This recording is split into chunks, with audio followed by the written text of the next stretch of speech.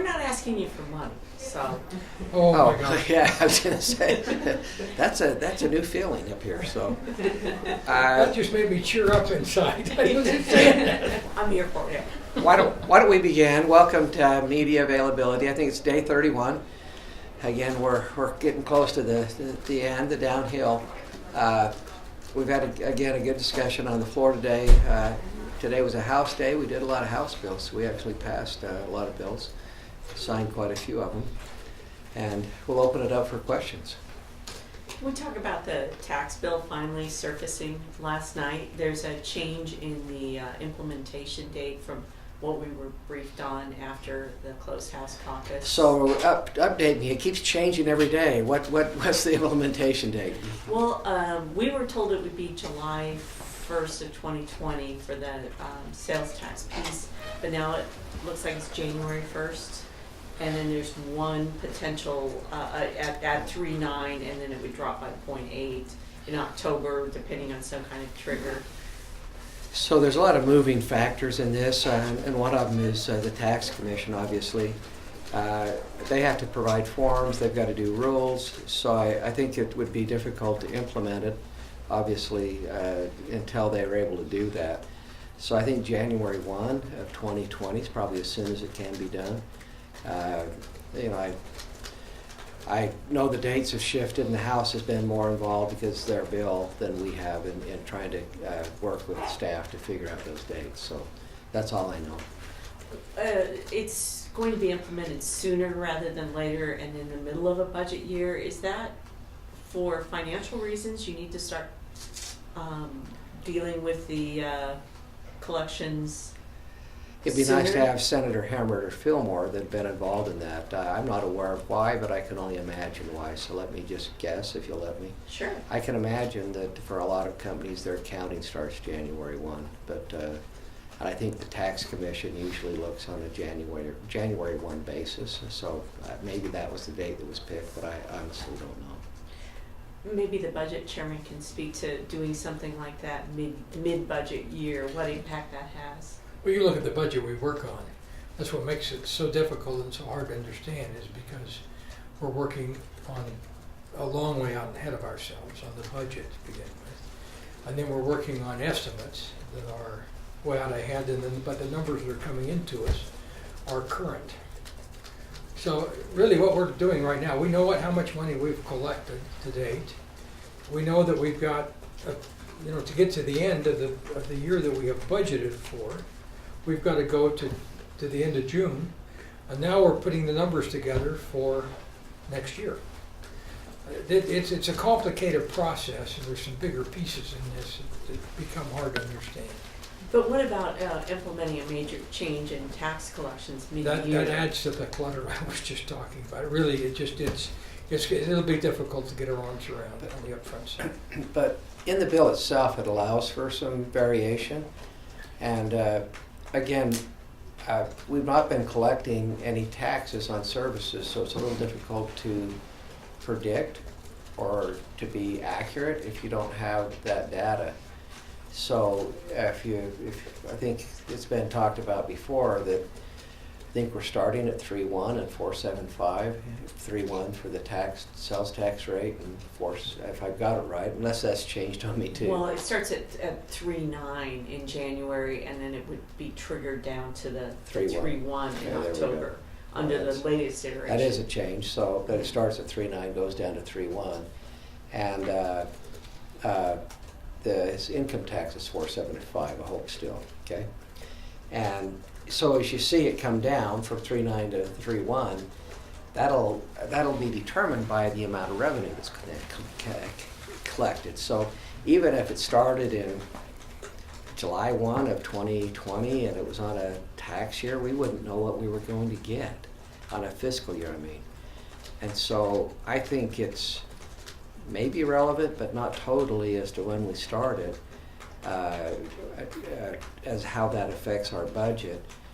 When we started is more relevant to how it affects the businesses and how the tax commission is able to respond to it. And I think that's more of a factor on when it starts than our internal budget. Does that we'll have to suggest? adjust it. Sorry, President, does that suggest that each year you'd be looking to revise that rate? I suggest that we'll probably revise the rate until we figure out where we feel comfortable with it.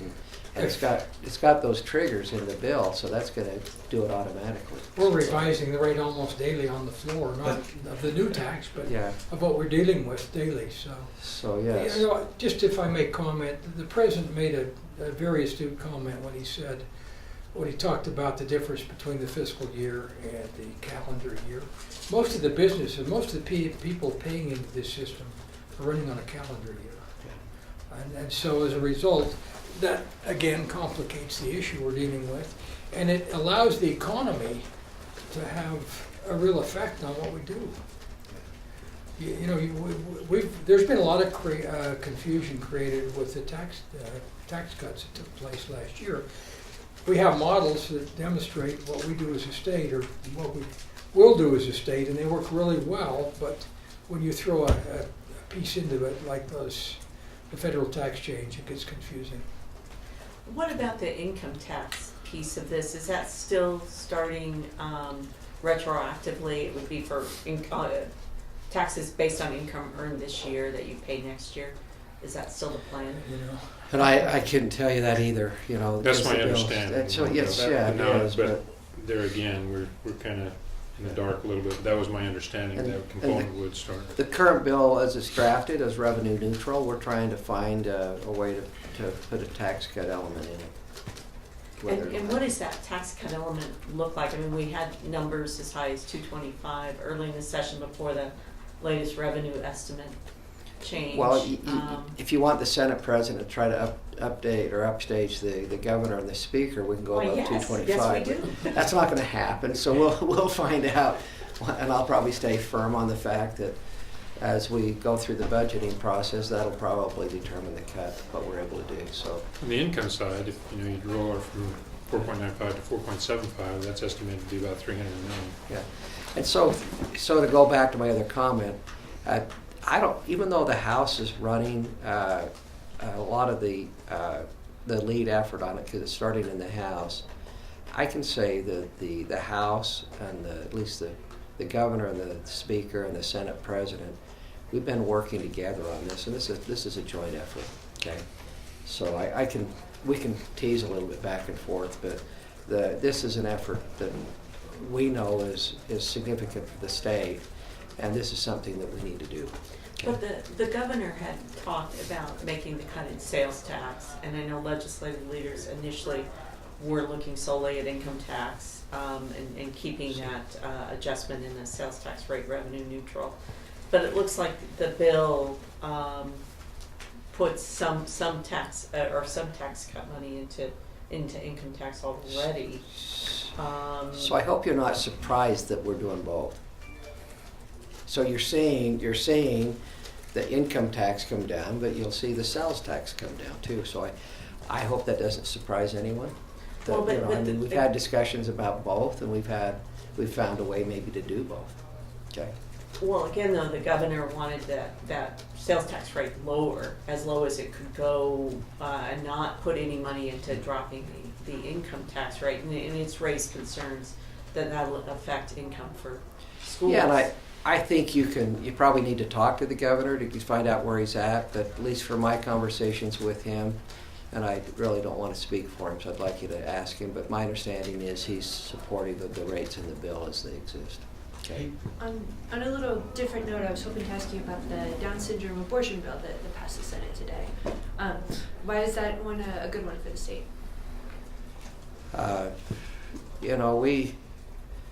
That's really kind of a sensitive issue. When you look at life and the opportunity for life, it's hard to talk about this without thinking about Matt Hilliard, and that's why it's sensitive. And anybody who knows Matt and goes out of the office here and looks at the sign outside of the clerk's office and sees a sign on top of it that says, "Let's live like Matt." Wow. the blessing of life and the blessing of Down syndrome kids and their simple, way of life and the way they look at things. That's a hard question to answer. Hopefully you just see the value of it. We love Matt. Everyone here, anyone who got around him knew how special and how simple and how sincere and how pure Down syndrome kids are. And we do better, those of us that are dealing with tax reform and these other issues and kind of frustrating issues, we do better to kind of take a page out of Matt's life and look at it.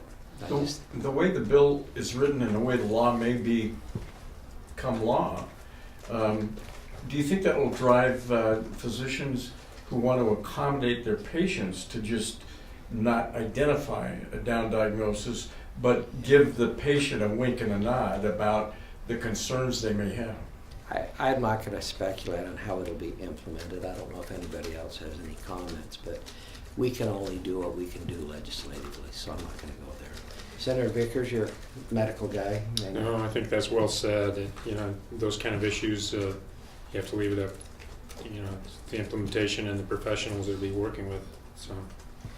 How was there no discussion on the floor about that bill, either on second or third reading? And it was a straight party line vote.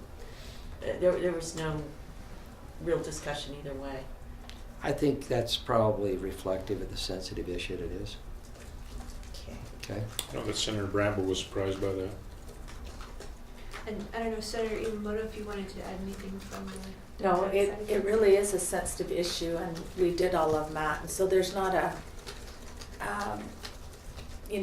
there's, for me, I don't want to speak for everyone, but it's such a sensitive issue between a physician and their patient, and then on top of that, we have Matt Hilliard, and there's no judgment, but at all, but we loved Matt, and for me, I can only speak for me. I know it's such a sensitive issue for me, and the belief that I have of between the physician and a patient, but it's just sensitive, because we. All the way around. Yeah, all the way around. So, and I don't judge anybody what they feel, but it is a sensitive issue. So, we all respect each other's views. Do you think the constitutional questions have been answered that have kind of been a concern in the past with that one? Again, I wouldn't want to predict that, so we'll see. Okay. Thanks. Other questions? Anybody got any numbers about how many bills we have in total? I had a report yesterday, but if I looked at the report yesterday, and we probably had to get Senator Buxton here so he could talk specifically to it, but it seemed like in both bodies, it seemed like we're moving faster than this, but both the House and the Senate, we were about 10 bills ahead of where we were last year. And whether you looked at how many bills were introduced to the House or how many bills we'd passed, in all the columns I could see it looked like we were about 10 bills ahead. Whether that's a good sign or a bad sign, I'm not sure, but that's where we're at. I just like to always hear the numbers. Yeah, and I'll get you numbers, but we passed, I looked at them, we passed 10 or 15 House bills today, so signed by the president and sent to the, maybe more than that, signed by the president and sent to the House for the signature of the Speaker, so we'll have another list, but we'll get you that number tomorrow. That'd be a good one. I'm more concerned of how many are in the queue too coming at us, so I want to know that, okay? What's on the agenda for caucus today? Senator Vickers. Well, we have kind of a human interest story in that Senator Okerlund's physicians from the U that did the transplant are coming in to do a couple of things. I think one is to let us thank them, but number two, to kind of brief us on some of the things, kind of the innovative things that are going on, with that. So that's definitely, something we're looking forward to. Another item I know it's on the caucus agenda is Jonathan Williams, who is we call him the happy economist because he's always smiling, but he's the economist that puts out the book Rich States, Poor States, along with Art Laffer and others. Utah's, I think they've done it 12 or 13 years now, and I hope it doesn't surprise anyone. We've been number one for all 12 or 13 years as far as positive economic outlook. So we've led all the other states for that period of time. He'll be in caucus today. I think he also had some input on the federal tax cuts, the President Trump's tax cuts, and so I think it'll be interesting to talk to him and see what he thinks about perhaps our tax reform. But pretty knowledgeable economist, but fun guy to talk to if you ever want to get around him. So besides talking to him maybe about tax reform, will there be any other discussion now that that bill's out, or you still want to wait and see what the House sends over? I think we were talking about doing it on Thursday as far as tax. I don't know if we put it on our agenda. We really want to get a final product, because you can even tell from our discussion here the numbers keep changing, and we'd like to get something we can present to the caucus and actually get some their feelings on it. I don't know if it's on the agenda. I don't believe it is. There's and unless it's been put on just recently, and then budget, the same thing. The budget chairs are going through working with the appropriation chairs, so that's still a little premature on that. So That's why I was off the floor this morning. We've been working with approach chairs all morning. We're looking at committee priorities, and this thing's kind of it's like an amoeba. It's just kind of moving around right now. We've worked with the infernal leadership with some recommendations, and then the joint leadership will get together and we'll start through the final days. We would really would like to have a budget put together by a week from today if we possibly can. Today? A week from today. A week from today. We need one more week. That gives staff plenty of time to prepare the bill of bills and do the work that needs to be done over the weekend, so we can kind of just move the decimal dust around that last week. be a good idea to do if we can do it. So Senator Iwamoto, do you have any thoughts or comments today? No. Our caucus we look at different bills that are coming up, and whoever comes to our caucus, and so we don't. And tomorrow is, Go ahead. I'm sorry, We'll Senator come in. Stevenson, on the budget, the governor called for $100 million for air quality. Is that likely to be funded? It probably is not, but we're trying. That's what we're working through right now. Everyone knows the numbers, the drop in numbers that we saw, or have been going through, and so what we're looking at now is which of these programs have wonderful value. Where do we get the best bang for our buck, and get for the people? And so that's what we're looking at right now. We're going through those individual budgets and trying to determine that. So Working with different departments. yes, for the last few sessions, every session we seem to do something on air quality. We'll look at the numbers. It probably may not be the 100 million, but we'll do something, and we always will try to maintain and do something that helps our air quality. When you look at those bills, there's a real gamut on what you can expect to get out of them. Some things we get very, very little return for a lot of dollars, and others we get great return for a few dollars. So we're just trying to break those out and see where that number will land. Yeah. So go ahead, Lisa. Sorry, I was just going to ask about the caucus meeting tomorrow. Is that just to hear from Senator Lee, or will there be other items? Right now, that's why we're having it, so we can hear from Senator Lee. My guess is we'll probably add a few, and we'll see what comes up today, and be happy to keep you. Senator Vickers will be happy to keep you. He always is. Apprised of what we're doing there. So. If you get the bill of bills done, does that mean you can adjourn early? Let's So, do it. hey, is that a motion? I'll take it. I don't make the motions. You make the motions. I know that, but it sounds like a good one, doesn't it? Technically, we have a budget right now. The way we adopted. It's the bare bones We budget. could go right? home, It is a bare bones budget. but legally we could go home. That's a very good thought, but I'm afraid with tax reform coming at us, I doubt we're going to go home very early. Start the rumor though, if you'd like. Senator Stevenson is always hard to pin down about a surplus. Do we have one or not? A surplus? Yeah. There is no Go such ahead. thing as surplus. Yeah. Actually, a surplus I think could be considered if we had unbudgeted money left over from the previous year. Right. And there was $158 million, but we spent that in the session on December the 3rd. Prison. Went to the So- prison. And again, when you have increase in revenues, it's just like if in your home budget, if you have an increase in revenue, but your mortgage payment goes up or utility bills go up, you have to subtract out your increased costs from the additional revenue, and it's hard to call that additional revenue surplus if it just goes to take care of increased costs. And the increased costs that I think everyone knows that we have that should be taken care of are increases for our employees, increases for education, the growth, the WPU, and when you take all that out of a budget, there's not much left in this budget is what we're saying. And then the benefit Yeah. increases. Yeah, the benefits and insurance payments, and so we have the new numbers for revenue, but they get taken up pretty quickly when we take up those essential. The floor stayed the same. The ceiling's been lowered with what we started out with the announcement. You know, I wouldn't throw the governor under the bus on 1.3 billion. That was a consensus number. Yeah. Yeah. But we felt if it was that much, that's why we went in and paid the prison bonds and so forth So early.